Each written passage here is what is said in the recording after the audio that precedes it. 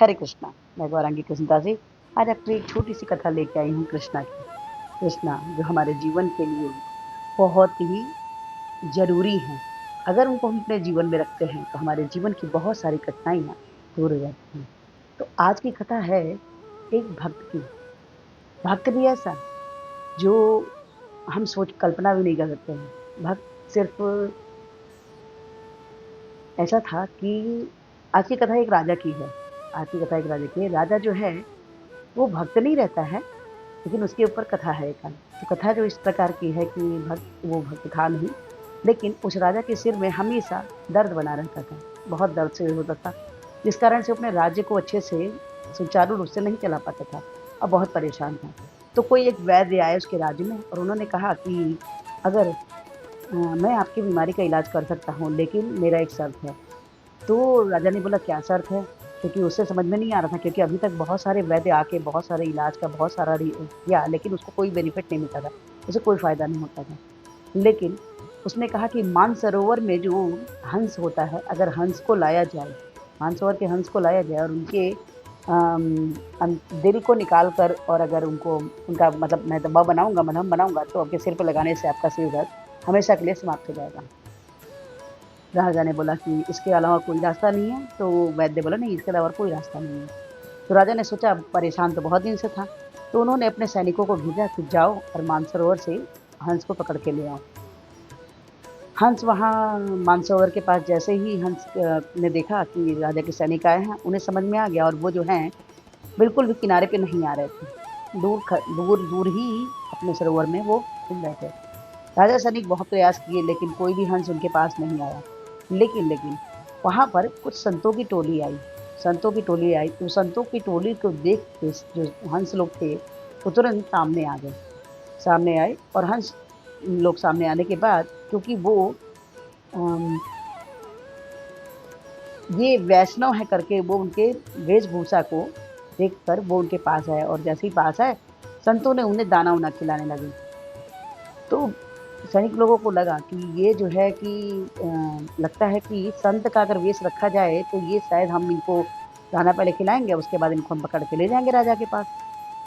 तो अब जब संत लोग जाने का हुआ तो उसके बाद जब संत चले जाते हैं उन लोग, तो फिर उसके बाद क्या होता है जो सैनिक लोग रहते हैं, वो भी साथ संत लोगों का ही वेश धर के और सरोवर के पास जाते हैं। जैसे ही पास आते हैं तो हंसों को ये पता था कि ये वही हैं सैनिक हैं, ना कि साधु हैं। लेकिन हंस लोग जो थे वो उस साधु वेश का, वैष्णव वेश का मान रखने के लिए ही आगे आए। उन्हें पता था कि हम पकड़े जाएँगे, उन्हें पता था। लेकिन वो साधु वेश का मान रखने के लिए, वैष्णव का मान रखने के लिए वो सामने आए। और आने के बाद क्या होता है कि पहले तो सैनिक लोगों ने उन्हें दाना खिलाया और जैसे ही वो उनको लगा कि ये निश्चिंत है कि हम साधु हैं, उन्होंने तुरंत उन्हें पकड़ा और पिंजरे में पकड़ कर हंस को ले गए, अपने राज्य ले गए। उसके बाद फिर राजा के सैनिक जब ले गए राज्य में, तो ये चीज़ कृष्णा को मेरे बहुत पसंद आई कि हंसों को पता है कि ये साधु नहीं है, क्योंकि कृष्णा से तो कोई भी बात नहीं छुपी है। लेकिन इन्होंने जो वैष्णव का मान रखने के लिए जो ये गए पास में, ये कृष्णा को बहुत इस पे रीझ गए। कृष्णा बहुत खुश हो गए और जैसे ही हंस को मारने की बारी आई, तुरंत वैद्य का रूप धर के कृष्णा पहुँचे और बोलते हैं, "रुको, रुको, रुको, रुको, इन्हें मत मारो। मैं एक इलाज जानता हूँ, जिससे राजा आपका आपका दर्द हमेशा जड़ से खत्म हो जाएगा।"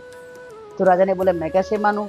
वैद्य ने तो बताया था कि मेरे मेरे सिर का कोई भी दर्द ठीक नहीं हो सकता है। हंस के हृदय मतलब कि दिल से वही दवा का बना के होगा।" तो ना कृष्णा तो अगर बोलते हैं कि रेत भी उठा के अगर सिर में लगा दें, तो वो भी तो उससे बड़ा अच्छा मलहम तो हो नहीं सकता। तो कृष्णा ने साधु का वेश मतलब जो संत का वेश धर के आए थे, वैद्य का वेश धर के आए थे, तो उन्होंने ऐसे ही चंदन-वंदन कुछ-कुछ जड़ी-बूटी-वूटी मिला के पेस्ट बनाया। बोला देखिए, 2 दिन में अगर आपका सिर का दर्द नहीं खत्म होगा, आपको दोबारा फिर से आएगा तो आप इनको मार दीजिएगा। तो बोले ठीक है। तो अब राजा ने वो जब वैद्य ने दवा बनाई, मलहम बनाई, जड़ी-बूटी कुछ-कुछ डाल-डूल के, चंदन-वंदन डाल के और राजा के सिर पे जैसे ही लगाया, वैसे ही राजा का सिर का दर्द खत्म हो गया। राधा ने 2 दिन तक देखा, वेट किया, लेकिन सिर का दर्द एक बार भी नहीं आया। ये चीज़ राजा को बहुत भा गई और उन्होंने बोला कि मैं इनको बोले कि अब क्या करना है? आपको मैं क्या दूँ? क्योंकि इस दर्द से तो मैं बहुत परेशान था। तो उन्होंने कहा कि वैद्य ने कहा कि नहीं, मुझे कुछ नहीं चाहिए, सिर्फ़ आप इन हंसों को आप छोड़ दीजिए, मानसरोवर में भेज दीजिए फिर से। तो राजा ने जैसा कि वादा किया था, उन्होंने हंस को भेज दिया।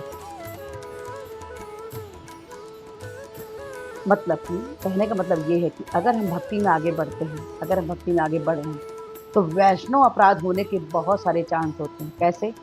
किस प्रकार से? क्योंकि क्योंकि कलयुग हमारे ऊपर हावी होता है, हमेशा कलयुग हावी होता है। तो हमें हर छोटी-मोटी चीज़ों में हमसे भी हो जाता है, हमसे भी अपराध हो जाता है। अब वैष्णव अपराध कृष्ण कभी माफ़ नहीं करते, कभी क्षमा नहीं करते। अगर कोई कोई भक्त है, पता है कि उसकी स्थिति ऐसी नहीं है, वो बहुत ऊँची भक्ति नहीं कर रहा, लेकिन हम उसके विषय में बुरा सोच भी नहीं सकते, नहीं सोच सकते। किसी मंदिर में गए, वहाँ पुजारी जी को देख रहे हैं कि वो आगे-पीछे घूम रहे हैं इधर-उधर, लेकिन अगर हमारे मन में ये है कि अरे! ये पुजारी जी तो आलसी हैं, पैसे के लिए इधर-उधर घूम रहे हैं कि भक्तों से ये लेते, ये भी बहुत बड़ा अपराध है। छोटी-मोटी बातें तो हमें अपराधों से बचना चाहिए। वैष्णव अपराध से बचना चाहिए, क्योंकि कृष्णा स्वयं के प्रति किए हुए अपराध को तो क्षमा कर देते, पर वैष्णव अपराध क्षमा नहीं करते हैं।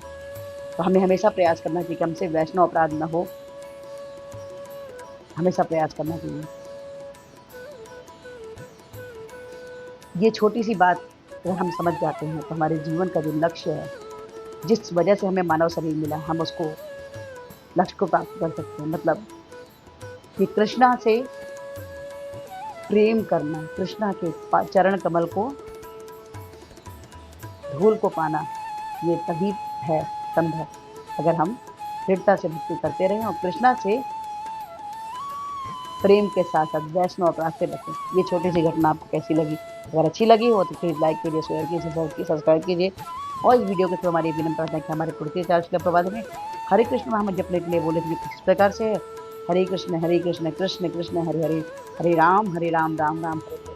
तो हरे कृष्ण महामंत्र जपिए और कृष्णा के सबसे प्रिय बच्चे बन जाइए। प्लीज़ प्लीज़ प्लीज़ आज से ही एक माला जपिए। अच्छा लगता है तो 2, जैसे 4, 4 से 6, 6 से 8, 8 से 16, जैसे 16 माला पढ़ते हैं कृष्णा के हेतु कृपा के पात्र बन जाते हैं। तो प्लीज़ प्लीज़ आज से ही एक माला जपिए। हरे कृष्णा, राधे राधे।